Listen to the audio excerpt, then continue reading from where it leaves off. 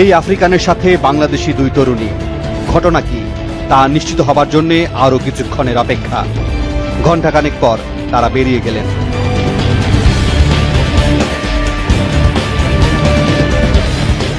হঠাৎ একজন একটি বিল্ডিং এ ঢুকে গেলেন, আর অপরজন দুই বাংলাদেশি তরুণীকে নিয়ে উধাও। তারা কারা সেটা জানতে এবার আমরা সেই বিল্ডিং এ হাজির। ওরা কি করে? ওরা ওই খেলায় স্যাম্পল দেয়। অর্থাৎ খেলোয়াড়ের ভিসা নিয়ে তারা বাংলাদেশে এসে ব্যবসা শুরু করেছেন। এবার খেলোয়াড়ের সাথে ক্লাব কর্মকর্তা সেজেই কথা বলতে চাই আমরা। একজন খেলোয়াড়কে খুঁজে পেলাম আমরা। এই খেলোয়াড়ের নাম নাস, খেলেন ব্রাদার্স ইউনিয়নের স্ট্রাইকার হিসেবে। ক্লাবের সাথে চুক্তিবদ্ধ হয়ে থাকলেও তিনি আমাদের সাথে অবলীলায় ৩৫,০০০ টাকায় ঢাকার বাইরে খেলতে রাজি হয়ে যান।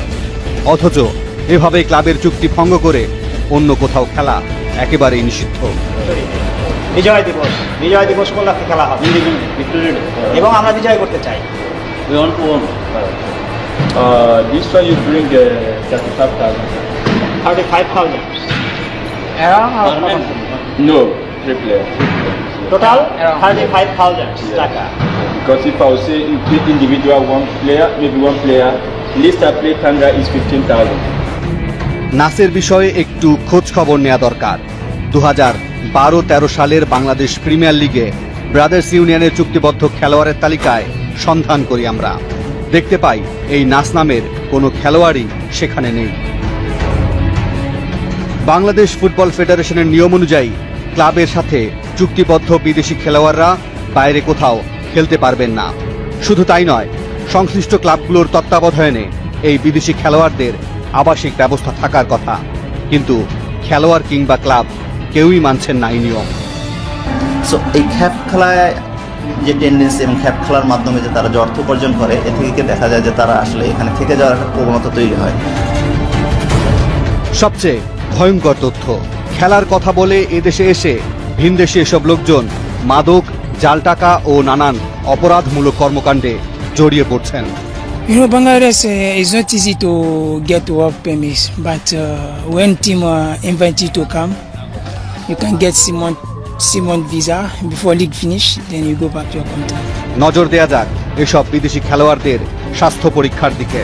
2013 সালে স্বাস্থ্য পরীক্ষার দুর্বলতার সুযোগে এইডস আক্রান্ত আব্দুর রশিদ নামের একজন নাইজেরিয়ান খেলোয়াড় বাংলাদেশে ঢুকে পড়েন। সে তখন সেই রেজিস্ট্রেশন উইন্ডোতে মেডিকেল টেস্টে আসলে যে সার্টিফিকেটগুলো আমাদের কাছে জমা দেওয়া হয়েছে, সে সার্টিফিকেট থেকে প্রমাণিত হয় যে সে আসলে মেডিকেল টেস্টে সে উত্তীর্ণ হতে পারেনি। পরে আব্দুর রশিদকে দেশে পাঠিয়ে দেওয়ার 1 মাসের মধ্যেই তার মৃত্যু হয়। কুড়িল বিশ্ব রোড, রাত 9টা। হঠাৎ আমাদের চোখ আটকে যায় দুই বিদেশির দিকে। কথা বলতে চাইলে আতঙ্কিত হয়ে পড়েন তারা।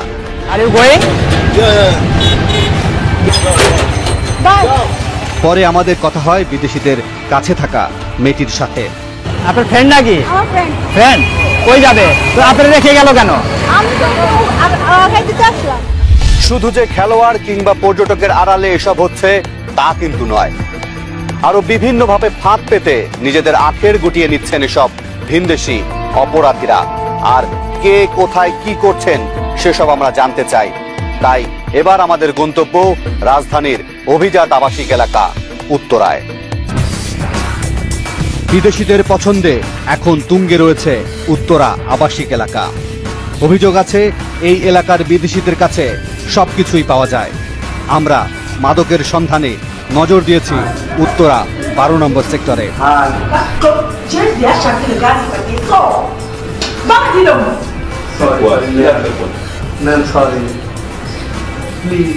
তার মানে নজরদারি আছে প্রশাসনের।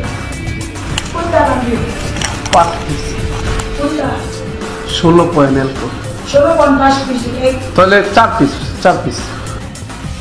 কিন্তু শেষ পর্যন্ত এই নজরদারির তোয়াক্কা না করেই আমাদের কাছে বিক্রি করলেন বেশ কিছু মাদকদ্রব্য। রাজধানীর অভিজাত এলাকাগুলোকে ঘিরে অন্তত 20টি দেশের অপরাধী চক্র সক্রিয় রয়েছে, যাদের সদস্য সংখ্যা 10,000-এরও বেশি। তাদের অপরাধের তালিকাতে রয়েছে জঙ্গি তৎপরতা, অবৈধ ভিওআইপি ব্যবসা, মাদক, জাল টাকা এবং নারী পাচারের মতো বিভিন্ন অপকর্ম। সেসব নিয়ে আপনাদের সামনে হাজির হব, তবে তার আগে আরো একটা বিরতি।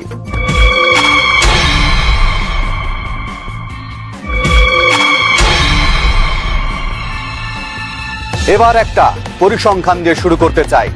বাংলাদেশের বিভিন্ন কারাগারে বিদেশি বন্দির সংখ্যা 500 জনেরও বেশি, যাদের মধ্যে নারী বন্দির সংখ্যাও কম নয়। এদের মধ্যে সাজা হয়েছে মাত্র 66 জনের, আর সাজার মেয়াদ শেষ করে মুক্তির অপেক্ষায় রয়েছেন উলফা নেতা অনুপ চেটিয়া সহ 89 জন। এসব ঘটনার দিকেও তো নজর দেয়া দরকার। বাংলাদেশে এ পর্যন্ত এমন অনেকেই গ্রেপ্তার হয়েছেন যারা শুধু দেশের জন্যই নয়, বিদেশের জন্যও হুমকি। তাদের আন্তর্জাতিক নেটওয়ার্ক নিয়েও শঙ্কিত বিশেষজ্ঞরা। তারা অর্গানাইজড ক্রাইম এবং খুনের সাথে জড়িত হয়ে গেছে এবং সার্বিকভাবে তাদের যে বৈদেশিক কানেকশনের কারণে জঙ্গিবাদের প্রসারণে যারা জড়িয়ে পড়ছেন, তারা জাতীয় নিরাপত্তাকে হুমকির মুখে ফেলছে। নিকেতন আবাসিক এলাকায় অভিযান চালিয়ে দক্ষিণ আফ্রিকার জিঙ্গে ফিলিক্স সিফু ও ক্যামেরুনের সামজেলা ক্রিস নামে দুজনকে আটক করে নিরাপত্তা বাহিনী। উদ্ধার করা হয় প্রায় অর্ধ কোটি টাকার জাল মার্কিন ডলার, জাল ইউরো এবং নোট তৈরির সরঞ্জাম। রাজধানীর হোটেল লেকশোর থেকে বাংলাদেশি মডেল কন্যা প্রিয়াঙ্কা সহ 3 লিবিয়ান নাগরিক গ্রেপ্তার হন। তাদের কাছ থেকে 650টিরও বেশি বাংলাদেশি পাসপোর্ট, প্রায় 2 লাখ ইউএস ডলার, মাদক সহ বিভিন্ন জনের আইডি কার্ড উদ্ধার করা হয়। এর আগে পুলিশের হাতে গ্রেপ্তার হন সুলাহ, ওমর শরীফ ও মার্ক টুয়েন নামের 3 নাইজেরিয়ান। এরা বাংলাদেশে অবৈধভাবে বসবাস করছিল, পাশাপাশি ভুয়া বিদেশি ডলার ও ইউরোর ব্যবসাও শুরু করেছিলেন তারা। এছাড়াও নাইজেরিয়ান তরুণী ইকেমি বেটসি পাকস্থলীতে কোকেন বহনের সময় বনানী থানা পুলিশের হাতে গ্রেপ্তার হন। 22 জানুয়ারি 2014 ইন্টারপোলের মোস্ট ওয়ান্টেড ক্যামেরুনের 3 নাগরিক পেরেইজ, ন্যাটি ও মিকো গ্রেপ্তার হন উত্তরা থেকে। সেগুন বাগিচা থেকে বোমা তৈরির পদ্ধতি সহ গ্রেপ্তার করা হয় জঙ্গি সংগঠন তেহরিকি তালিবান অব পাকিস্তানের প্রশিক্ষণপ্রাপ্ত 3 পাকিস্তানি নাগরিক মেহমুদ, উসমান ও ফকরুলকে। 2013 সালের 22 ডিসেম্বর উত্তরা থেকে বিপুল পরিমাণ ভিওআইপি সরঞ্জাম সহ চীন ও তাইওয়ানের 37 জন নাগরিককে গ্রেপ্তার করে আইন শৃঙ্খলা রক্ষাকারী বাহিনী। আর গত 4 অক্টোবর গ্রেপ্তার হন অবৈধভাবে বসবাসকারী আলজেরীয় নাগরিক আবু ওবায়দ, যিনি সমকামিতায় ব্যর্থ হয়ে উত্তরায় স্কুল ছাত্র জুবায়ের আহমেদকে হত্যা করেন। 14 নভেম্বর ঢাকা মেট্রোপলিটন এলাকার 147টি বাড়িতে অভিযান চালিয়ে 10টি দেশের 31 জন অবৈধ অভিবাসীকে আটক করে গোয়েন্দা পুলিশ। বাংলাদেশে ঢোকার পরে তারা অনেক ক্ষেত্রে দেখা যায় যে পাসপোর্ট তারা হয় লুকিয়ে ফেলে, না হলে ফেলে দেয়। তারপরে বাংলাদেশের বিভিন্ন স্থানে ভাড়া করে থাকে, পাশাপাশি তারা বিভিন্ন অপরাধমূলক কাণ্ডে জড়িত হয়। বিশ্লেষকের কথা আর পরিসংখ্যান নিঃসন্দেহে শঙ্কিত হবার মতো, কিন্তু কেন এই আশঙ্কা সেটাও তো জানা দরকার। আর তাই আমরা ঘুরতে থাকি ঘটনার পেছনে। সেসব ঘটনা কি তা আপনাদের জানাবো, তবে তার আগে আবারও বিরতি।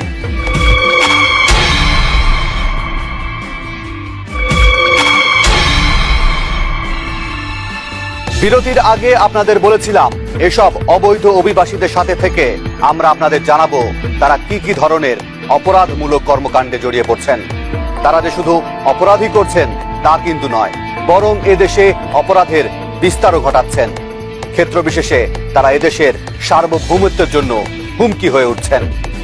এসব বিষয় আমলে নিয়ে এবার নিরাপত্তা বাহিনীর সদস্যরা টিম 360-কে আমন্ত্রণ জানালো অভিযানে যেতে।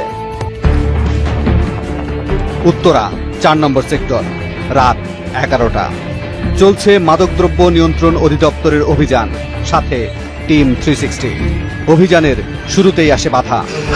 আপনি ফোন দিবেন, যাবেন, ফোন দিবেন, বুঝতে পারছো আমরা আইনের লোক, একটা ডিটেকশন আসছি। আমি তো আমাদের দায়িত্ব। 22 নম্বর রোডের এই বাসা ভাড়া নিয়েছিলেন মোহাম্মদ ফজলুর রহমান। তার বন্ধু মোহাম্মদ শুভ একসময় তার ব্যবসায়িক পার্টনার। আগে থেকেই খবর পেয়ে সেখানে হানা দেয় মাদকদ্রব্য নিয়ন্ত্রণ অধিদপ্তরের সদস্যরা। বাসায় ঢুকতেই সবার চোখ ছানা বড়া।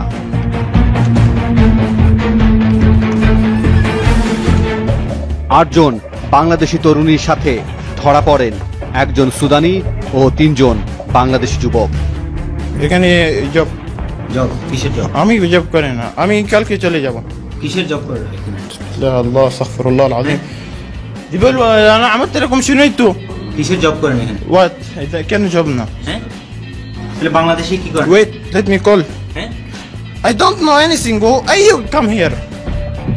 এসব তরুণীদের কথা, তারা গরিব ঘরের সন্তান, তাই এই পথে পা বাড়িয়েছেন। এ ঘটনায় ইয়াবা ও মাদকদ্রব্য সহ আটক করা হয় 11 জনকে। দেশি বিদেশি অনেক লোক আসে, আপনারা দেখছেন যে সুদানের একজন নাগরিক আসছে, এরকম দেশি ছেলেরাও এরকম আসে, এসে এখানে বসে ইয়াবা সেবন করে এবং মেয়েদের সাথে দেহ ব্যবসা করে। আমাদের দেশে যারা অবৈধভাবে ঢুকে পড়ছেন এবং পেশাদার অপরাধীর মতো কর্মকাণ্ড করছেন, তার কিছু কিছু খণ্ডচিত্র আপনাদের সামনে তুলে ধরেছে। আইনের দুর্বলতার সুযোগ নিয়ে যারা এ ধরনের অপরাধমূলক কর্মকাণ্ড করছেন, তার কিছুটা আমাদের নজরে আসে, আর বেশিরভাগই থেকে যায় আইন শৃঙ্খলা রক্ষাকারী বাহিনীর নজরের বাইরে। প্রিয় দর্শক, আপনাদের কাছে সুনির্দিষ্ট কোনো তথ্য বা অভিযোগ থাকলে আমাদেরকে জানাতে পারেন। আমাদেরকে জানানোর মাধ্যম 4টি: ফেসবুক, SMS, ইমেইল এবং